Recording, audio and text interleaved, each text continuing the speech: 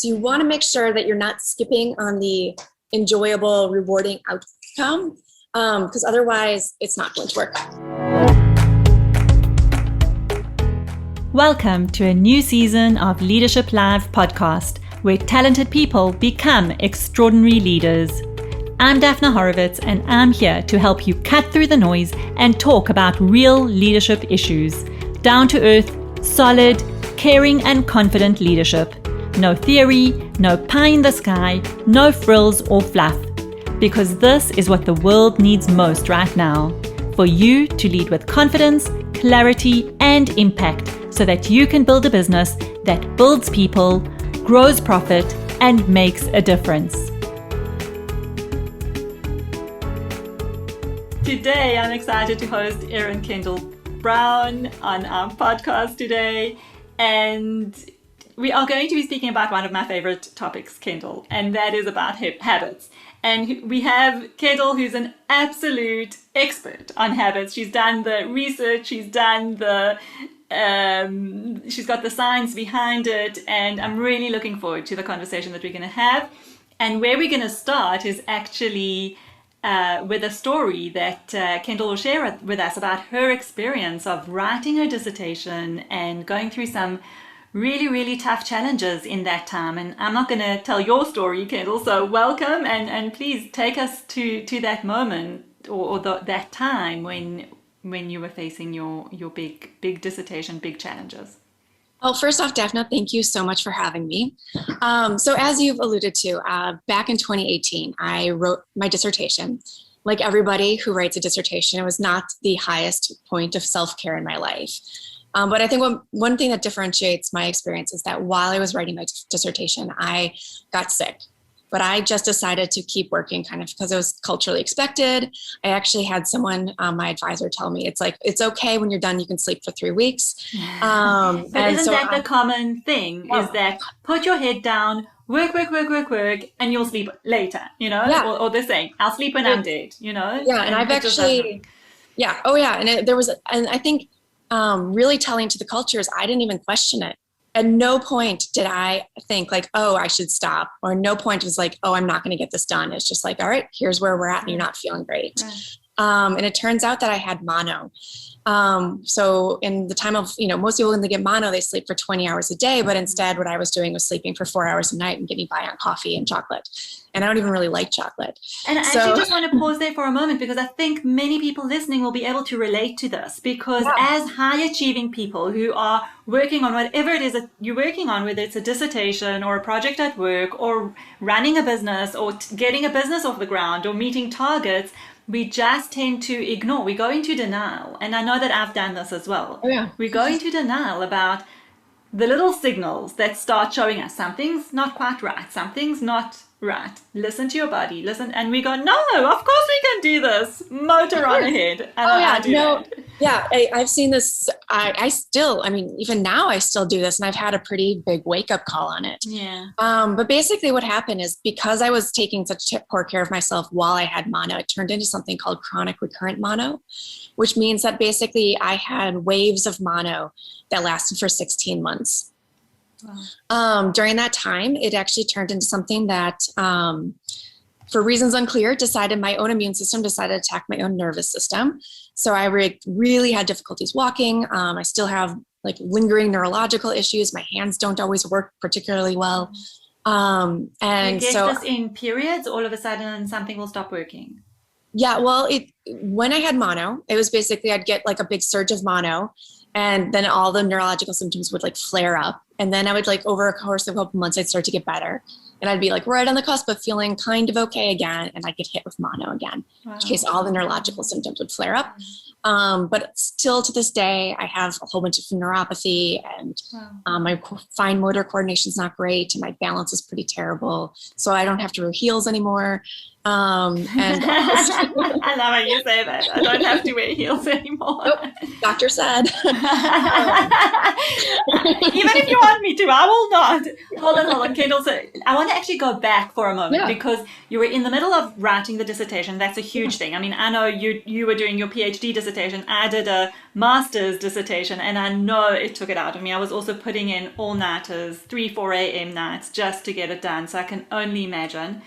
What happened in that stage when you weren't feeling well and you didn't know that it was mono yet, and you were pushing it aside? What were you noticing? Were there physical symptoms that you were just ignoring? How did that play out? Tell us, because I think this is important. I think really, really we can relate to this. So I mean, I think the problem is that all the symptoms of mono are very similar to the symptoms of writing a dissertation. So the symptoms of writing a dissertation. It's like, oh, I feel really, really tired. I feel gross and yucky all over. I hurt. I just like have general malaise. Like all of the symptoms of mono were like kind of expected. Mine were just, like 10 times worse. And so I think that was maybe part of the problem is like, no one's like, oh, I'm in the worst part of dissertation writing. It's like, oh, I feel tired. That's normal. And that's interesting because we say to ourselves, this is normal. This is normal when you're writing a dissertation. This is normal for when you're at a stressful period at work. This is normal. Actually, it's not. It's not normal to be feeling like this. And we just deny it, push it aside, and keep going. But I think there's a cultural element. I think since I've been diagnosed, so I'm based here in New York. I was at Columbia University. And I obviously still have a lot of friends in academia. And I just hear them talk about like research assistants that have COVID.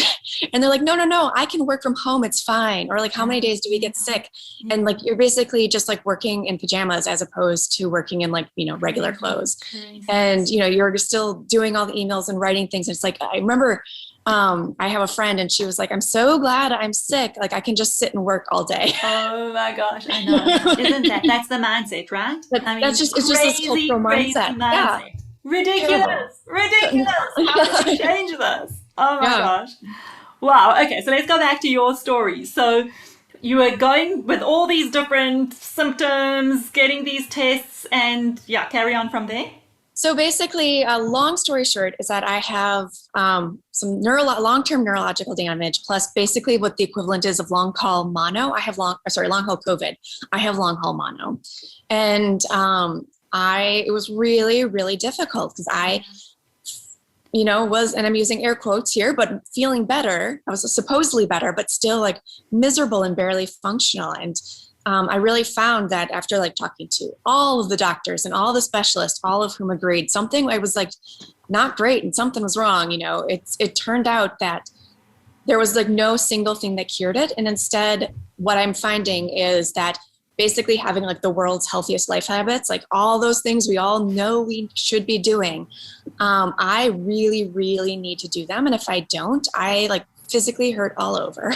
Yeah. Wow. So this is where it's not just talking about having those self-care habits, which are so important to keep the balance and keep us energized for the work that we want to and love to do. It's actually, you got this massive wake-up call that said you have to. If you don't, you're not going to actually manage. If I eat something with like too much sugar or too much alcohol, or, I can have like snippets here and there. So it's like, or gluten or anything with like flour in it. I basically, the next 2 or 3 days, my limbs flare up. Wow. I would really not recommend it. Wow. But nonetheless, I find that things, like exercise and actually getting 8, maybe 9 hours of sleep every night. And like all these like things that I thought were entirely unfathomable are in fact unimaginable, right? Yeah. How can you possibly? And now it's not an option. Now it's not an option. So I do all of that stuff basically all of the time. Wow. Okay, so talk to us about habits, because I think the connection here is so strong. It's like you had this wake-up call that is basically forcing you into living a life where you keep up with the habits that are crucial for you to live a meaningful, high quality of life. So where does habits come in from you, or at least where does it come in for you, and where did your story with habits begin? Was it after the whole experience, or was that what your dissertation was on? Well, my dissertation was really nearby.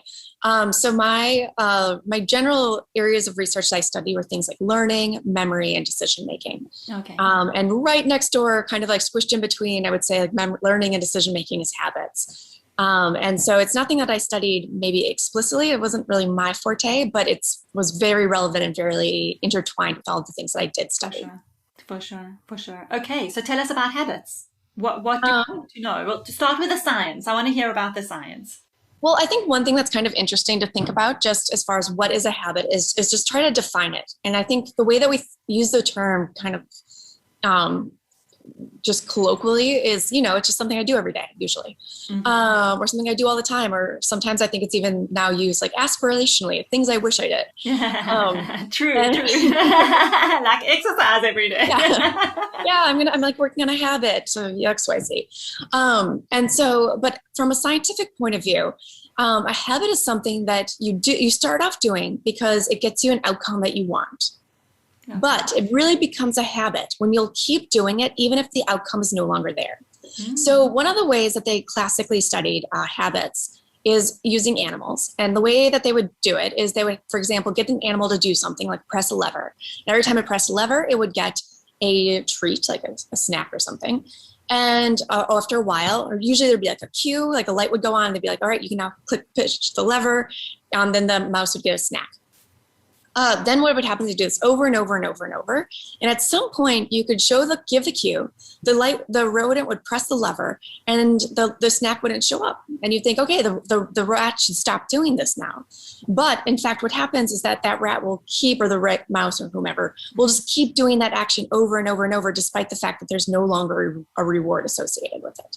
So the habit is around the action rather than the outcome. Absolutely. So it's not all about the rat is expecting the outcome. Is it not in anticipation of the outcome? So I think to form the habit, you need that anticipation, the outcome. And that outcome is really, really important for basically creating the association between that cue, like the light, and the action, i.e. the lever press. But at some point, it just like when that association becomes so tight, you keep doing it even when the reward is no longer there. Yeah. I remember that story about the monkeys and the bananas. Oh, tell me, I don't even... Oh, okay. There was some research that was done with, I can't remember the number of monkeys, but maybe something like 8 monkeys in a cage, and there were bananas really high on the ceiling, and they had to climb up a ladder to get to the bananas. And every time they would climb up the ladder and try to reach the bananas, they would be sprayed with water. Really, It's horrible. I mean, I think some of the research that was done in times, I think before we were aware of animal rights and human rights and all of those things. But anyway, so they sprayed the monkeys with water, and eventually what they did was they replaced the monkeys. So eventually the monkeys wouldn't even try to climb up the ladder because they knew that they would just get sprayed with water, and that was unpleasant. They didn't want to do it anymore. And then what they started to do was to replace the monkeys. So they take out one of the original monkeys and put a new monkey in. And the new monkey would see the bananas and try to climb up the ladder, and all the monkeys would attack the new monkey to say, don't go up the ladder. Yeah. Eventually, the entire group was replaced with new monkeys that had never been sprayed with water, and they never went up the ladder because they'd been conditioned to not. Is that a similar thing? Sort of. I think that's a really wonderful or interesting, well, not wonderful, just from the monkey's point of view. Not so wonderful, But it's still like a really interesting example of social learning and the ways that we can communicate learning. So I could, for example, tell you, you don't want to go to this part of Central Park because it's really yucky and something terrible will happen there. And you wouldn't go. And so there's like a learned association there, but it's because I told you. The thing is that I can't tell you anything that's going to create a habit. Although if we take it a step further, because with your example of a Central Park situation, if I then had to go to work every day using and the Central Park route would be a shorter route, but I've now created a habit to go a longer route, that would be habit creation due to that kind of a situation. So you could create a habit that way. And then, so for example, let's pretend we could test that, is that you'd be like, I'm like, don't take this shortcut. You want to go around. Mm-hmm. And you'd create this habit that every day you went around the park to go to work.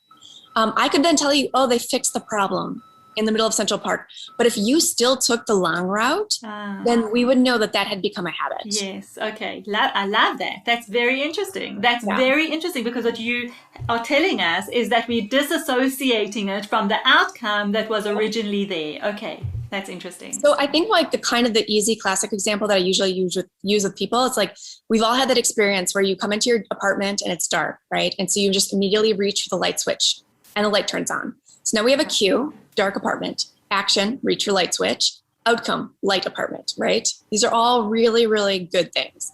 But what happens when you come into your apartment and you know that your light bulb is burnt out? 10 to 1, you're going to walk in that apartment and you're still going to reach your light switch because it's a habit. Okay. So. I'm interrupting this episode to share an absolutely wonderful free training and leadership toolkit my team and I have created, and we want you to just go and get it. So if you're a CEO and you're really good at what you do, but you're frustrated because you're constantly chasing deliverables or putting out fires, and you know that you can be doing even better and getting better results by building leadership habits to become confident, inspiring with a top performing team, then go and grab your free leadership toolkit and training at daphnahorovitz.com/leadership toolkit. It's just a matter of creating leadership habits that serve you, your business, and your team to drive the results you want to see. I will show you how in this free training, so go and get it at daphnahorovitz.com/leadership toolkit. And if you're ready to delve even deeper and find out about our CEO Habits Bootcamp launching in October, head on to daphnahorovitz.com/CEO Bootcamp. I can't wait to see what this will do for you and your leadership and business results. Now, back to the show. Nice. I like that. Okay, I think this is much simpler. I think I've certainly complicated it with a monkey story, but yeah. No worries. Interesting. It's really interesting. Okay. So let's translate that into what happens from a practical point of view. You know, what is the thing around habits? All right. So when I talk to people and they're trying to create new habits in their life, the first thing I look through are there's 3 things that I've mentioned a couple times already. When you're creating a habit, you need to have a cue, you need to have an action, and you need to have an outcome. What I find oftentimes, let's use the example of, let's pretend I want to create a habit where I want to work out more often. Mm-hmm. That's my goal. My goal is to lose weight. So I want to, work out, every day. I find that a lot of times people, they're like, oh, my habit is that I'm going to run every day. Mm-hmm. They're like, all right, that's a habit. But how are you going to create it? And first thing though, is that you need to have a cue that triggers the habit. No cue, no habit. Okay. So what's an example of a cue for running, for example? So I think there are a bunch of things. Some people can be, the cue is like, I drink my coffee and as soon as I'm done, I go for my run. Another Could thing, it be putting on your clothes? Because I know sometimes I'm a runner, and sometimes when I don't feel like running, I just say to myself, just wear the clothes, just put on the sports clothes, and then kind of makes me go. So is that okay?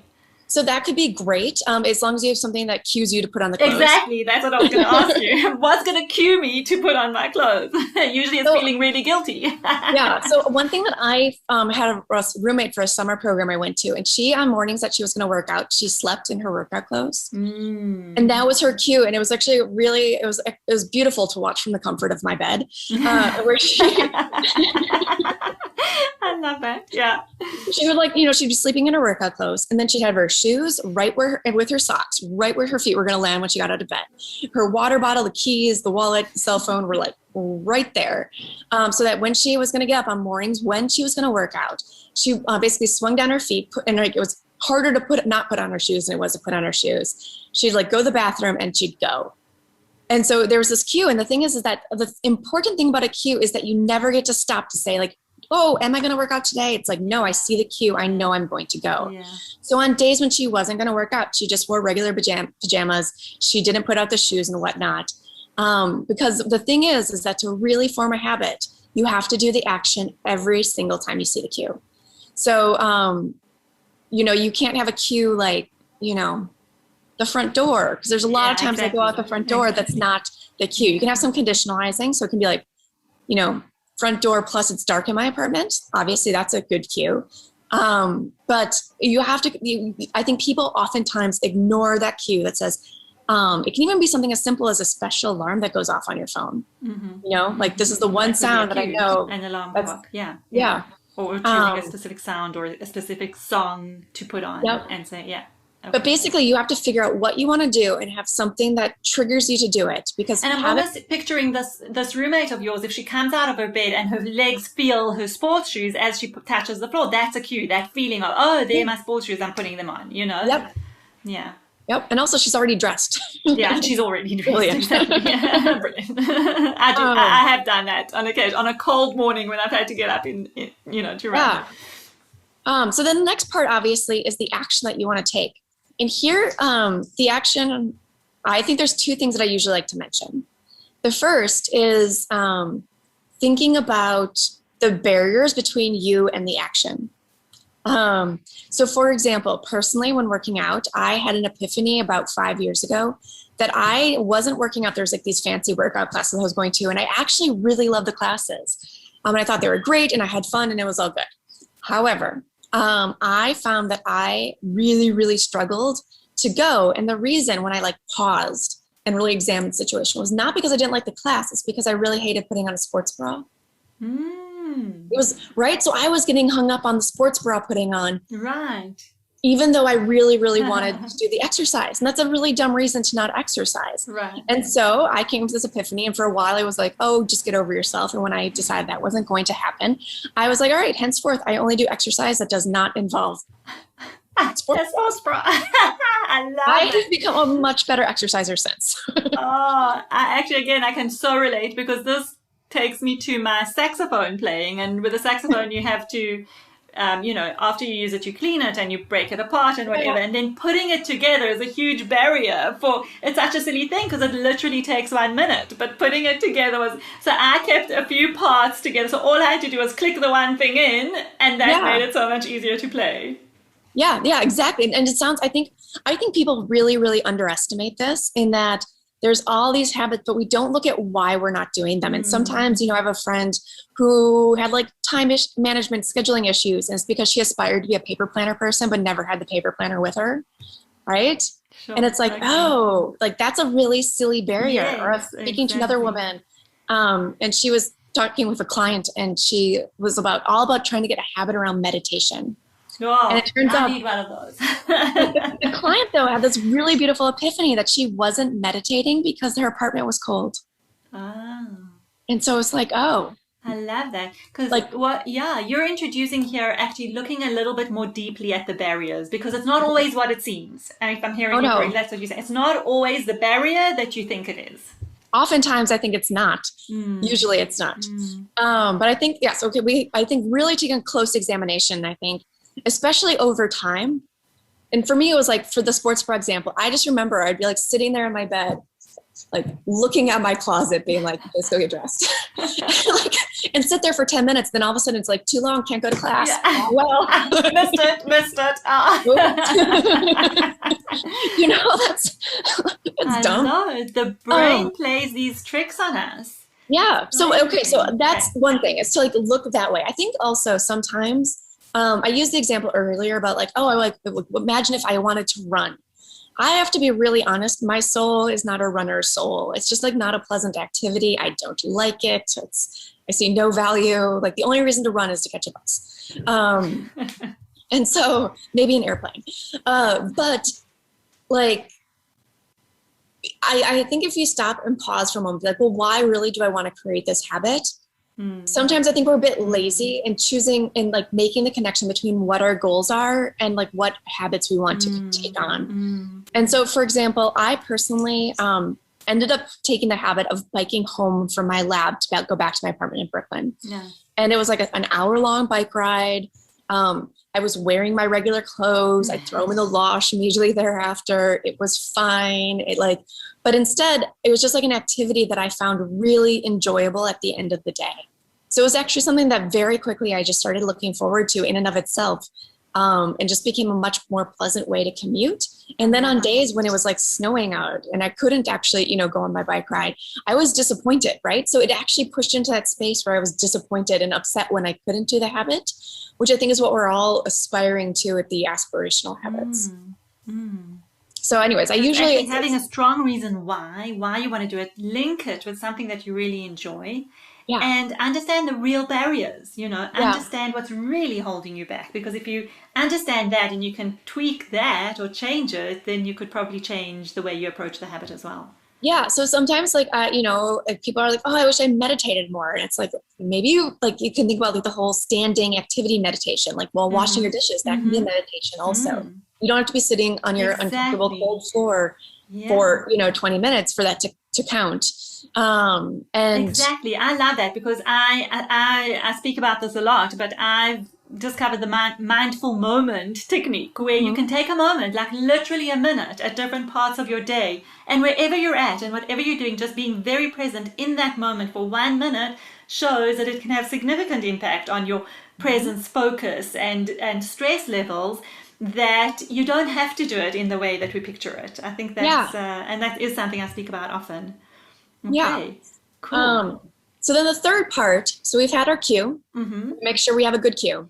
We are being really specific about our action and looking at any barriers between, that get in between us and our action. The third thing that you need to really, technically it's called reinforce that action, is that you need to have an outcome. Okay. And sometimes I, for example, find that when people in a vague way talk about creating new habits, they think of their outcome, but it's way, way off in the future.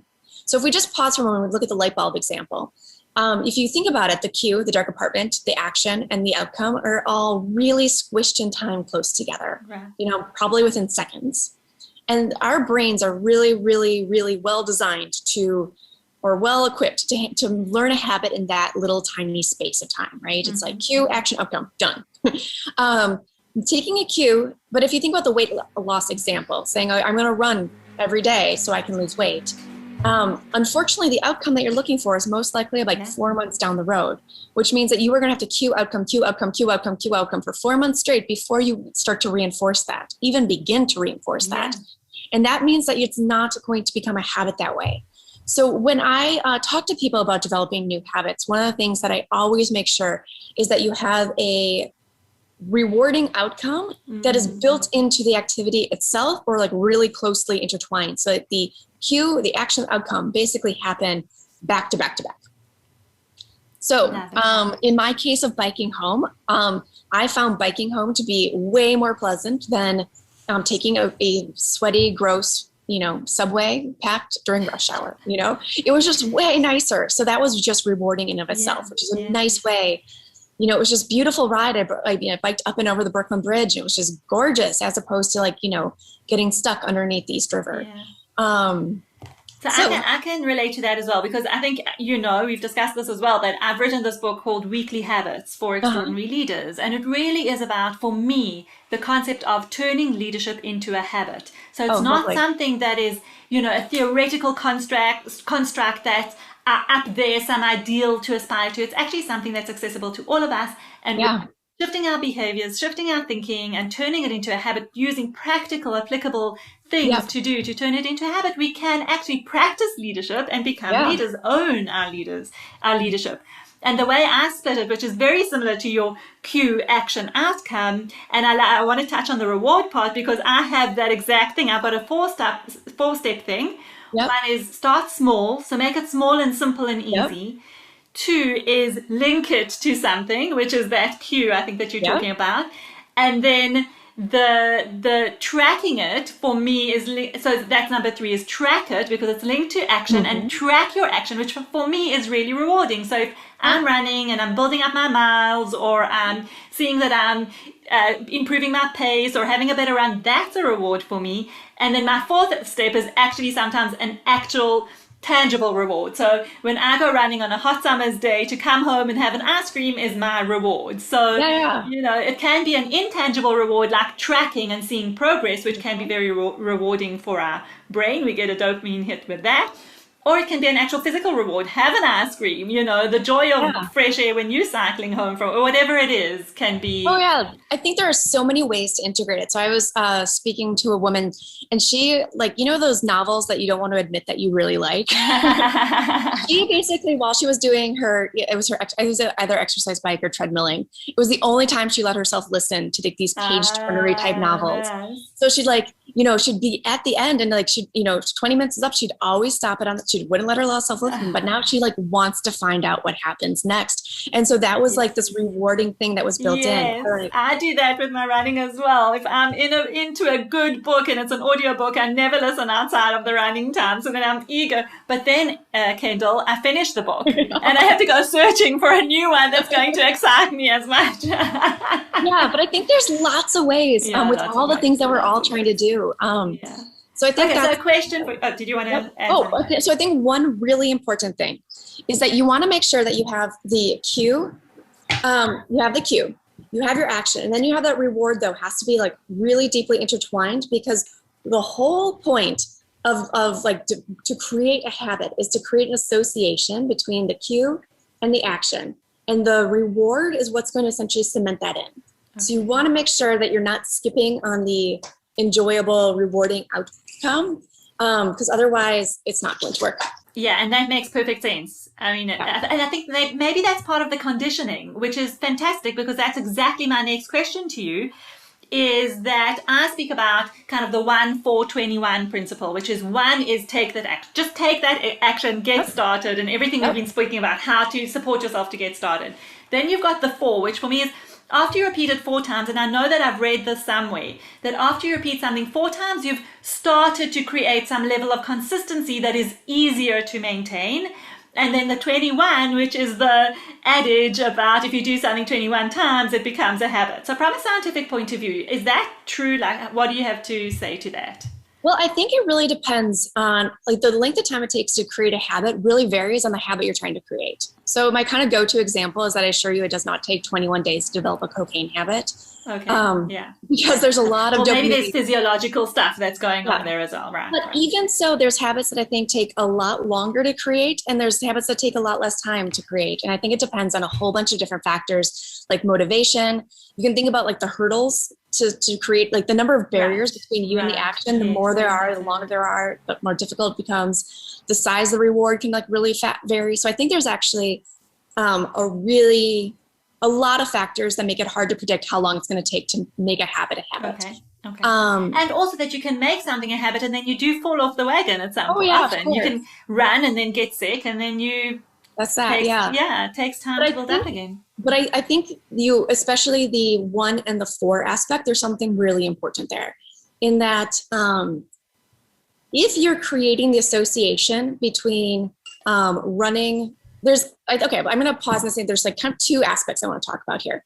One is the value of the consistency. And the second thing is the tendency of perfectionists in life, which I know you and I have talked about being perfectionists in the past. For sure. And so I think sometimes the perfectionists amongst us can get a little stuck when they're going, right? And it's like, oh, if I'm not going to do the perfect workout, or whatever that may be, I'm just not going to do it because it can't be perfect. Right. Or, if I like make one day of mistake, it's like not perfect. Ergo, like I have to like start all over in a fresh. It's kind of not worth it. It doesn't count. The counters, we counters, for sure. Achievement-oriented people count. And that doesn't count. That didn't happen well enough. Even so. And so I think if your top goal is to create the habit, there's something like the tiny habit principle. Yes. Which is like, even saying, okay, like if I'm not going to go like do the full run workout, every day I'm going to, when the cue happens, I'm at minimum going to do 10 jumping jacks. Yeah. And if I want to keep going, I can keep going, but bare minimum. Or, if the hard part for you is just the getting dressed, it's saying, all right, when the cue happens, I'm always going to get dressed. Exactly. Yes. Or, you know what I mean? Whatever it is, just like a tiny little bit of it. Or like, oh, I'm going to meditate for 30 seconds. Or, it's just starting it so that you're always taking the cue and having the action. Yeah. Because again, that consistency between cue and action. At least the cue and action, even if the action is not the full action, which, I think so. That's kind of feeding into great advice. Just start that little bit. Like for me, that minimal action in terms of running is just get out the door and run around the block. Yep. Invariably, I'll run longer, but just get out and run around the block. Anyone can do that at any time. It takes 5 minutes, less than 5 minutes. So I get that. But the value of that is that you're really looking at that cue action association. You're making sure that you're not breaking it. Yes. I love that. Wow, I think this has been an amazing conversation. I think so many insights for all of us to take away and really start thinking about What are the cue action connections that we can make? What are the real barriers that are holding us back from actually taking our habit into habit? And what is the real outcome or reward that we can associate that's very, very closely distanced from the, the action to the reward? So I think there's a lot of great tips. What is your favorite habit, Kendall? Maybe share that. Undoubtedly, my coffee habit. I have to say, I have to join you on that one. The morning one, first cup of the morning. First thing, it's like roll in my bed, and I like you in my yes. It's like I have to have. You don't talk to me until I have my cup of coffee. And I think so. Can I just put out like a little bit of caution around the habits? Yes, go for it. So habits, if you think about like why do we have habits, right? It's because we don't want to be thinking about every decision we make. Right. So to conserve energy for the brain so that it doesn't take that much. Yeah. So for example, with the light switch example, I could like enter the door and I could be like, it's dark in here. Do I want light today? Yes, I'm gonna get light. What is that thing that? Like, should I use a flashlight? I could light a candle. Like we don't want to be like wasting mental space with these sort of actions that you just want to do no matter what. Mm-hmm. However, there's a lot of value in being kind of more flexible and nimble. And I think right now we're really talking about habits as being valuable as like this rigid essentially. Yes. But I just want to kind of caution people that there's a lot of value also in remaining kind of flexible and nimble. Spontaneous. And spontaneous. And like right now, as we have discussed, I'm in like kind of shifting gears and starting up a consulting company. And there's just all these opportunities and new things, and kind of like I'm discovering a lot, and I'm working with new clients and figuring out what I like. And I'm actually at the space where I'm deliberately not creating work habits because I don't want my work habits to kind of cut me off from opportunities and possibilities that I could be creating. So I still have lots of habits around self-care and like exercise and eating well and all that. But in this kind of professional space, I am doing everything I can to make sure that I stay like very flexible and nimble, and I'm considering the possibilities and, doing what's something called goal-oriented decision-making, which is basically the exact opposite of a habit. And so that is just, I know we're kind of in this phase right now where we're just talking habits left and right, but I just want to shout out for not being habitual. Exactly. I love that you brought it up. Love that you brought it up, because I think that is such a valid point and an important comment to make when we're talking about habits. So thank you, because I think that spontaneity and being yourself and allowing things to just happen, and then it's a skill to deal with something that happens in the moment and knowing how to do it. Because if we take it to extremes and you imagine someone who's just operating by habit all the time, what happens when something changes? What happens when something goes wrong? What happens if the ideal cue for your habit doesn't happen that day? Are you going to fall apart and become an absolute mess? So I think that's right. And I think actually really important to say that, and maybe linking to what you said earlier about aspirational habits, when we find that we are wanting to develop something or wanting to get an outcome that is really difficult for us to get into the habit of, or to make our way through to getting that outcome, habits can be very helpful, because we don't have to spend so much brain energy convincing ourselves to do that thing in order to get the outcome that we want. But certainly we don't want our life to run like that. And I have to say, personally, I'm just not a person of routine. If I had to wake up every single day and have the same kind of day following the same kind of routine just because it was a habit, I think I would die a slow, torturous death, because that for me is kind of really, really not the way I want to live my life. So I think that was a really important comment to make, and something to really distinguish about habits. Make sure that the habits that you choose serve you and the lifestyle that you want to live. So one thing that happens is that when we become really stressed out, we tend to become really habitual. Okay. So that habit can be, takeout food and Netflix, or, and sitting on the couch, or that habit can be XYZ. So one of the things that I think about when I think about what things in my life do I want to be habitual, it's like the things that I want to happen when like life is going really pretty stressful and terribly and things are not going well are actually the things that I try to habitualize. So it's That's just awesome. I love that. So actually noticing also when you want to break habits, because habits that just show up by default because of our stress levels or anxiety or whatever, those are habits we don't necessarily want to keep. And I guess that's something that I do talk about as well in terms of our good habits and our bad habits, because the brain doesn't differentiate between habits. It automates everything. Doesn't matter if it's a good, doesn't have a value judgment on habits. And that's for us to do. Yeah, and like the pleasant outcome on eating a pint of ice cream is hard to negotiate. Exactly. I also want to add that actually we can look at anything that we do as a matter of just making our lives run smoothly as a habit. You know, talking is a habit, brushing teeth is a habit, the way we wash our face is a habit, writing is a habit.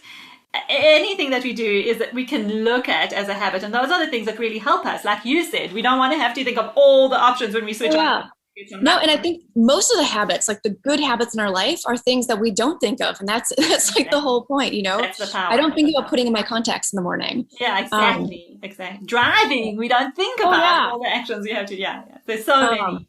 Or even like the way, though, to put it back into more of a leadership context, it's like thinking about like the way we respond to somebody when somebody comes to you with bad news or something you don't want to hear. Like that's a habit also. That is a habit. Yes, our way of communicating, our way of relating to our team, our way of everything can be looked at as a habit. And I think that maybe that's a beautiful way to end off, is to say, really, the value of a habit is for us as human beings to decide, and really to leave room for spontaneity, building habits that actually serve us and help us to live an easier life, and breaking habits that, and I know breaking habits, there's a whole thing around that, because it's not breaking habits, it's creating new habits that serve us better, but noticing the habits that are holding us back and understanding how to manage those. So I really want to thank you for your time today, Kendall. It's awesome to talk about this topic. I love it. It's one of my favorite topics for sure as it relates to leadership. And let us know, how can people reach you if they want to connect and find out more? The best way to reach me is by my LinkedIn profile. So I believe I'm the only Erin Kendall Braun. So awesome. And we will put all the details in the show notes as well. So anything else that you want to share with us, we will put in there and people can access it easily. Thank you so much, Daphna, for having me. It is always a pleasure to talk to you. It was a pleasure for me as well, and I look forward to lots more. Thanks, Kendall. Go well. This wraps up another episode of Leadership Live. Thank you for joining us today. And now let's continue the conversation. Do you have any questions, comments, or suggestions? Connect with me on LinkedIn or head on to my website at daphnahorovitz.com, where you can download a free sample of my new book, Weekly Habits for Extraordinary Leaders. If you enjoyed this episode, be sure to share it with a friend so that I can continue to reach and support leaders just like you. So tune in next week to Leadership Live, where talented people become extraordinary leaders.